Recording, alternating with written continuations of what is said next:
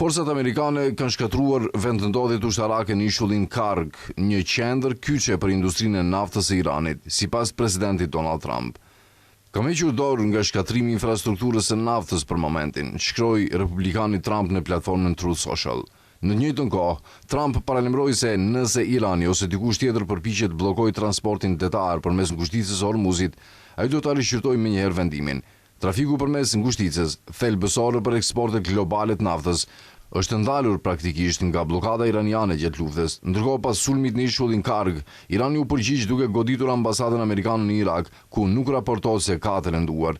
Ndër tjera, CNN raportoi ditën e djeshme se Teherani po shqyrton mundësinë e lejimit të kalimit të anijeve të naftës në ngushticën e Hormuzit, por me kushtin që ngarkesat të tregtohen në yuan kinez. Presidenti amerikan Donald Trump tha të premten në mbrëmje se Irani është plotësisht i mposhtur dhe po lutet për një marrëveshje, por ai nuk e dëshiron një të tillë, 2 javë pasi shpërtheu lufta që i vuri flakën lindjes së mesme.